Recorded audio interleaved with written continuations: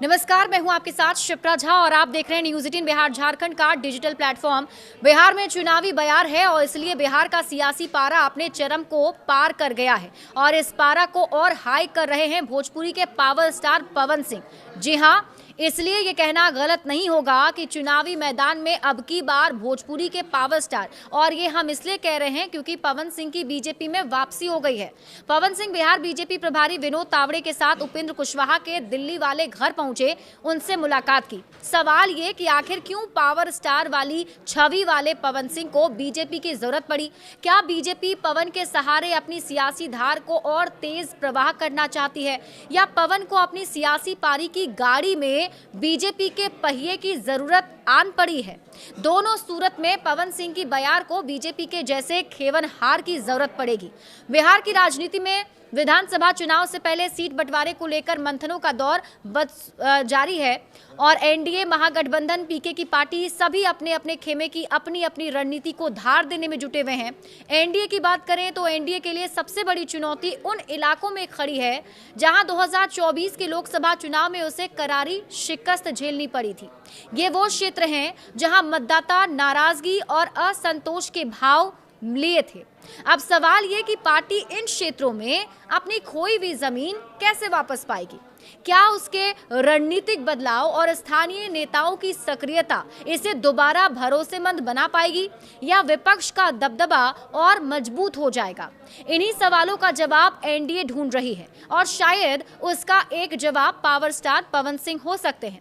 याद करिए 2024 लोकसभा की बात।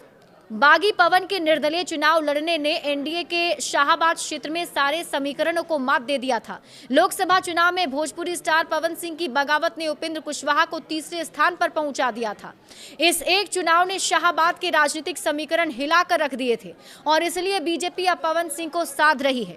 उधर पवन सिंह ने भले बीजेपी के वोट काटे लेकिन जीत नहीं पाए, दूसरे स्थान पर रहे। जीत की कसक अब भी पवन सिंह के दिल में भी है। वैसे भी पावर स्टार की लोकप्रियता को कौन सी पार्टी भुनाना नहीं चाहेगी।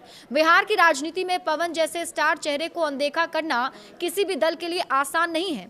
उनका प्रभाव सिर्फ भोजपुरी भाषी वोटर तक सीमित नहीं है, ग्रामीण और शहरी इलाकों में भी उनकी लोकप्रियता का जादू बरकरार है। काराकाट लोकसभा सीट की ही बात कर लीजिए। कुशवाहा समाज और राजपूत समाज के बीच बढ़ी खींचतान ने इस हार की गहराई को और बढ़ा दिया था। यही वजह है कि इस बार बीजेपी और एनडीए इस क्षेत्र पर नजर रखे हुए हैं। चुनावी रणनीति को हर छोटे से छोटे बिंदु तक परखा जा रहा है, क्योंकि शाहाबाद अब पहले कहीं अधिक नाजुक और चुनौतीपूर्ण मैदान बन गया है। राजनीति के इस जंग में हर वोट की कीमत दोगुनी हो गई है। काराकाट में ही आता है शाहाबाद, जहां से पवन सिंह को टिकट मिलने का अनुमान भी लगाया जा रहा है। काराकाट लोकसभा क्षेत्र शाहाबाद की राजनीति में हमेशा से एक अहम केंद्र रहा।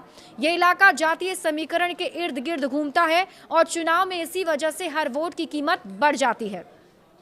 2020 के विधानसभा चुनाव में शाहाबाद की 22 सीटों में एनडीए केवल 2 सीटें जीत पाया था, जो इस क्षेत्र में उसकी कमजोर पकड़ को उजागर करता है। पवन सिंह की बगावत ने 2024 के लोकसभा चुनाव में बीजेपी के लिए आरा, काराकाट, औरंगाबाद और बक्सर सीटों पर नुकसान का रास्ता खोल दिया था। हाल ही में बिहार बीजेपी के दिग्गज नेता आरके सिंह कई बार पार्टी की लाइन से अलग नजर आए।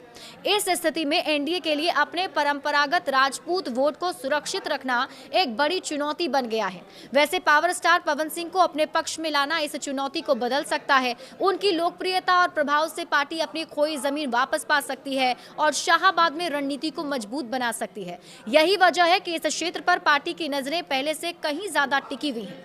वैसे कुशवाहा और पवन सिंह के साथ आने से फायदा ही फायदा है।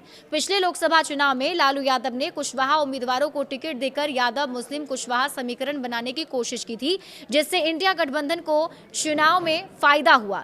लेकिन इस बार समीकरण बदलने की पूरी संभावना है। अगर पवन सिंह राजपूत वोट बैंक को एनडीए की तरफ खींचने में सफल रहते हैं और उपेंद्र कुशवाहा अपने स्वजातीय वोटर्स को मजबूत बनाए रखते हैं, तो महागठबंधन के पुराने गठजोड़ को कमजोर किया जा सकता है। और यही कारण है कि शाहाबाद, आरा और काराकाट जैसे इस क्षेत्र में चुनाव में रणनीतिक दृष्टि से सबसे अहम बन गए हैं।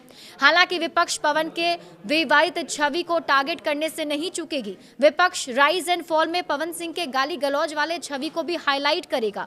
राइज एंड फॉल में पवन सिंह के फुटेज पर खेसारी ने भी सवाल खड़े किए थे और अपने वीडियो में पवन सिंह को लेकर खेसारी ने कहा था कि पवन जी शांत स्वभाव के आदमी हैं। हम भोजपुरी के जो भी कलाकार हैं सारे इमोशनल होते हैं। हालांकि ये इमोशन का गेम नहीं है, क्योंकि जीतना है। पवन सिंह बड़बोले हैं तो कभी कभी कुछ शब्द ऐसे बोल देते हैं। उनका एक पॉलिटिकल करियर है तो रील्स में बहुत अपशब्द भी हैं जो वायरल हो रहे हैं। अभी ठीक लग रहा है, लेकिन आने वाले समय में उनको दिक्कत होगी। खेसारी ने कहा कि आने वाले समय में दुनिया ये दिखाएगी और पवन सिंह को ट्रोल करेगी। या तो वीडियो के उस हिस्से को डिलीट कर दिया जाए या फिर बीप लगाकर शेयर किया जाए ताकि उनकी छवि पर असर ना पड़े। खेसारी ने यह भी कहा कि आप लोगों को पता है पॉलिटिकल आदमी को छोटी चीजों को लेकर भी ट्रोल किया जाता है। आज अच्छा लग रहा है, लेकिन आप लोगों को भी बाद में अफसोस होगा कि शेयर क्यों किया। विपक्षी ट्रोल करेंगे कि ऐसी भाषा बोलने वाले आदमी को आप लोग नेता बनाओगे। आने वाले समय के लिए बात मैं बोल रहा हूं। वैसे पत्नी से भी विवाद को लेकर पवन सिंह काफी चर्चाओं में रहते हैं। कयास ये भी लगाए जा रहे हैं कि पवन सिंह की पत्नी ज्योति सिंह को भी टिकट मिल सकता है, क्योंकि सूत्रों के अनुसार दिल्ली में हुई मुलाकात में पवन सिंह को कुशवाहा की पार्टी में 2 विधानसभा सीट और राज्यसभा का वादा किया गया है। बहरहाल अब तो वक्त ही बताएगा कि पवन के एनडीए में आने से बिहार के सियासी समीकरण को कितनी धार मिलेगी। पावर स्टार के परफॉर्मेंस से विपक्षियों को कितना टेंशन होगा। पवन सिंह को किस सीट से टिकट दी जाएगी। क्या पवन सिंह के फैंस वोटर्स में तब्दील होंगे। क्या पावर स्टार पवन के पावर के सामने विपक्ष चारों खाने चित हो जाएगा।